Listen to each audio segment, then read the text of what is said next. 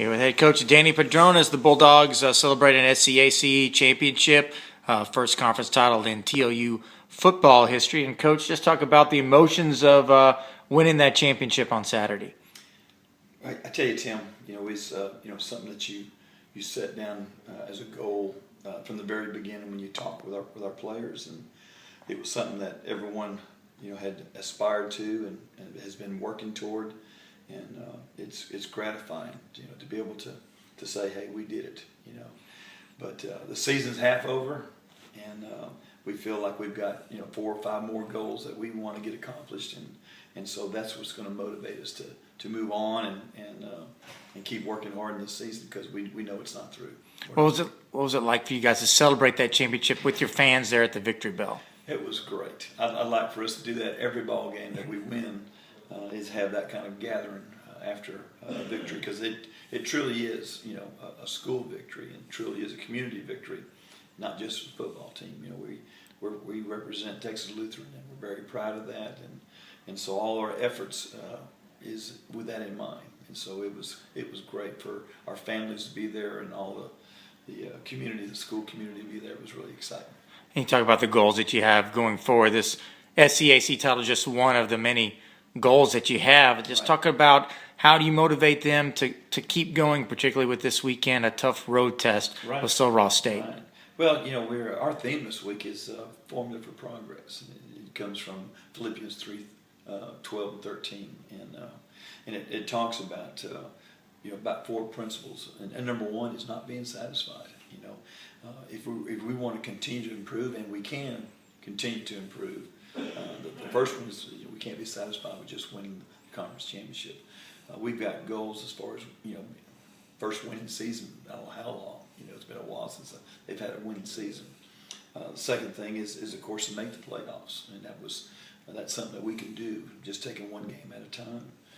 Third thing is we want to play in that final, that NCAA final championship game. We want to be able to be there, and of course the last one is to win that thing. So those are goals that we've set as a team, as a program. I've talked about them and start visualizing them, and we've realized one. So now we've got a few more to go. So that's what's going to motivate us for the rest of the year. What do you see with the Lobos? Always a different place to play out in Alpine. It's a long trip. There's a little bit of altitude. I call it the twilight zone. It's a strange things happen out there in Alpine. And how do you address playing on the road out there? Well, we approach it just like any other ball game. We don't make reference to anything different. We try to keep the same routine. We prepare the same way. We know that they're very athletic, and they're going to give us a big challenge. They certainly did that last year to us, and it was a heck of a ball game last year.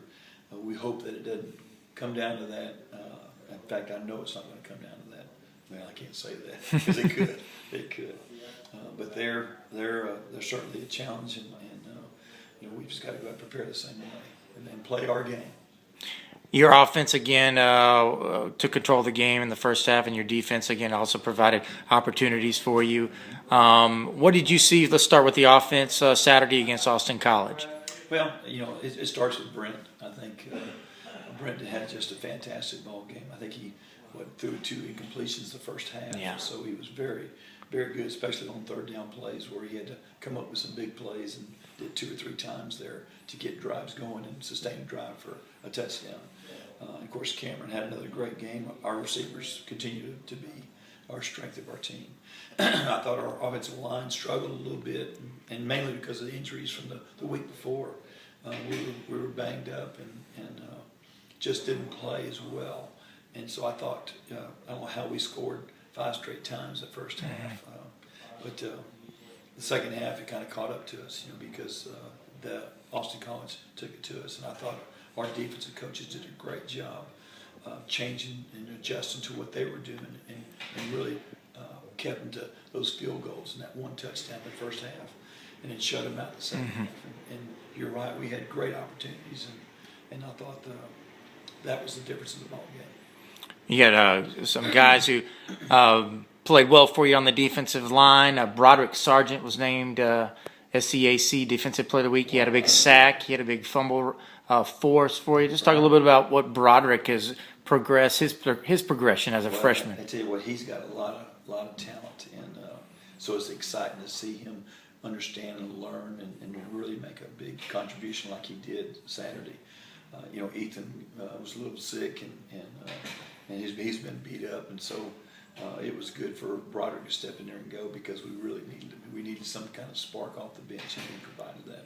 And then Matt Teague gets an interception, a good return for you deep into into Austin College territory, and Matt's a sophomore. And what do you see from Matt this year so far? Matt played inside linebacker for us, and we moved him out to a strong safety position, and what we call our Sam, and he's got tremendous quickness and speed, and he's got a lot of athletic ability, and he's just learning that position.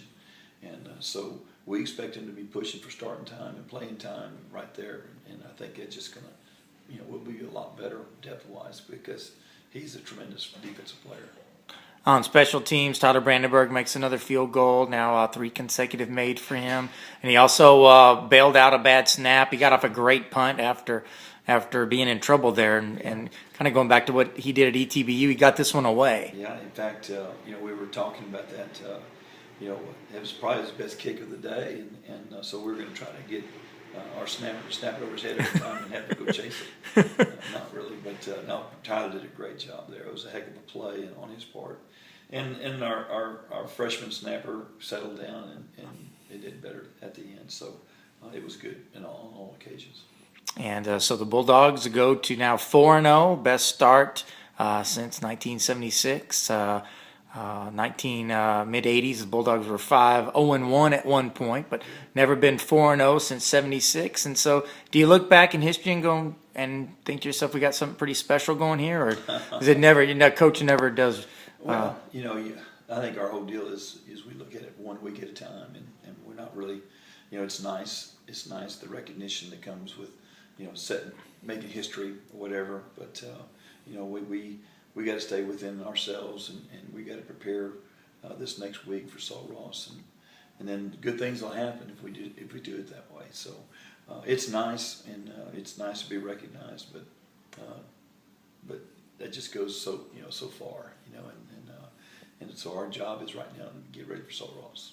It's not too bad of a view to have that trophy sitting over there in the corner to remind you of what just happened. Yeah, that's a good thing, and it's. That kind of symbolizes the effort that our young men have put forth, and people don't see the work that they do in the off season. They think it's just they come in August or they come in September and they play, and these guys work year round, and it's really really tough. But at the same time, it's very rewarding, because they can see now, they can see the fruits of their labor. Yeah, they sure can. Well, Coach, congratulations and best of luck this week against Sul Ross. Appreciate it. Thanks, Tim.